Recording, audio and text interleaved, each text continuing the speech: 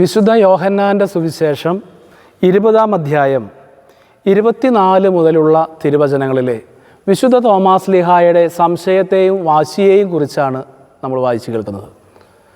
ഈ തോമാസ് ലീഹ സത്യത്തിൽ എന്തിനാണ് ഇത്ര വാശി പിടിച്ചത്? അവനെ കാണണമെന്നും അവൻ്റെ തിരുവിലാവിൽ തൊടണമെന്നും എന്തിന് തോമാസ് ലീഹ ഇത്ര വാശി പിടിച്ചു? ആർക്കു വേണ്ടി വാശി പിടിച്ചു? നമ്മളും പലതരത്തിലുള്ള വാശികളും സംശയങ്ങളും ഒക്കെ കൊണ്ടു നടക്കുന്നവരാണ്.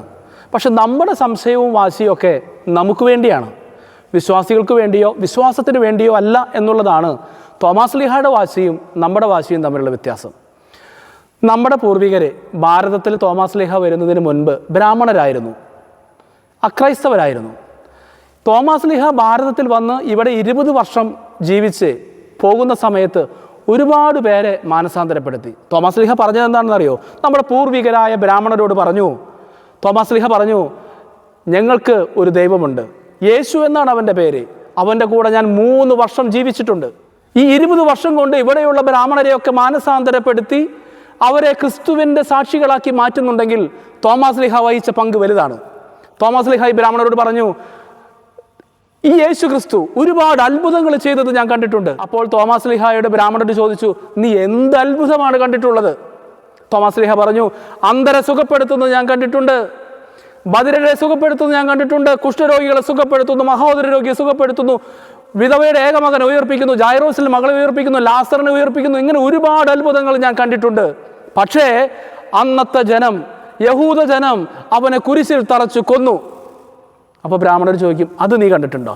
അതും ഞാൻ കണ്ടിട്ടുണ്ടെന്നേ, എൻ്റെ കണ്ണുകൊണ്ട് കണ്ടിട്ടുണ്ട്. അവനെ മരിച്ച് അടക്കി 3-ാം ദിവസം അവൻ ഉയർത്തു എന്നൊക്കെ കേട്ടിട്ടുണ്ട്. പക്ഷെ അവൻ വരണ സമയത്ത് ഞാൻ കണ്ടിട്ടില്ല. ബാക്കി എല്ലാ കാര്യങ്ങളും തോമാസ് ലീഹ കണ്ടിട്ടുണ്ട്. അവൻ മരിച്ചത് കണ്ടിട്ടുണ്ട്, അവൻ അത്ഭുതങ്ങൾ ചെയ്തത് കണ്ടിട്ടുണ്ട്, അവൻ പ്രവർത്തിച്ച എല്ലാ കാര്യങ്ങളും കണ്ടിട്ടുണ്ട്. പക്ഷേ ഉയർത്ത ക്രിസ്തുവിനെ മാത്രം കണ്ടിട്ടില്ല എന്ന് തോമാസ് ലീഹ പറഞ്ഞാൽ ബുദ്ധിമാന്മാരായ നമ്മുടെ പൂർവികരായ ബ്രാഹ്മണർ അത് വിശ്വസിക്കുകയോ? ഇല്ല. ഇന്ന് ഞാൻ ക്രിസ്ത്യാനിയായിട്ട് ജീവിക്കുന്നുണ്ടെങ്കിൽ, ഇന്ന് ഞാൻ ക്രിസ്തു വിശ്വാസം പകർന്നു കൊടുക്കുന്നുണ്ടെങ്കിൽ അതിൻ്റെ ഒറ്റ കാരണം തോമാസ് ലീഹ അന്ന് കാണിച്ച വാശിയാണ്, അന്ന് കാണിച്ച സംശയമാണ്. അതാണ് രക്ഷാകരമായിട്ടുള്ള വാശി എന്ന് പറയുന്നത്.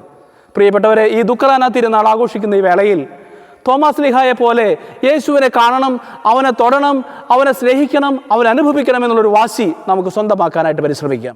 വിശുദ്ധ തോമാസ് ലീഹായെ പോലെ യേശുവിനെ കാണണമെന്നും അവനെ തൊടണമെന്നും അനുഭവിച്ച യേശുവിനെ പങ്കുവെക്കണമെന്നും ഉള്ള ഒരാഗ്രഹവും തീഷ്ണതയും നമുക്ക് നമ്മുടെ ജീവിതത്തിൽ ഉണ്ടാകട്ടെ. വിശ്വാസത്തിൻ്റെ ജ്വാല കെടാതെ പിൻതലമുറക്കാർക്ക് പങ്കുവെക്കാൻ തോമാസ് ലീഹ കാണിച്ച ആ ധീരത നമുക്ക് സ്വന്തമാക്കാം. 20 വർഷക്കാലം ഭാരതത്തിൽ ജീവിച്ചുകൊണ്ട് ഈ നാട്ടിലെ ജനങ്ങളോടൊപ്പം ജീവിച്ച് ക്രിസ്തുവിൽ നിന്ന് പകർന്നു കിട്ടിയ ആ വിശ്വാസത്തിൻ്റെ അനുഭവം പങ്കുവെച്ച് രക്തസാക്ഷിയായതുപോലെ യേശുവിന് വേണ്ടി മരിക്കാൻ സാധിച്ചില്ലെങ്കിലും യേശുവിന് വേണ്ടി ജീവിക്കാനായിട്ടുള്ള തീഷ്ണത ഞങ്ങൾക്ക് തരണമേ എന്ന് ആത്മാർത്ഥമായിട്ട് നമുക്ക് തോമാസ് ലീഹായുടെ മാധ്യസ്ഥം യാചിക്കാം.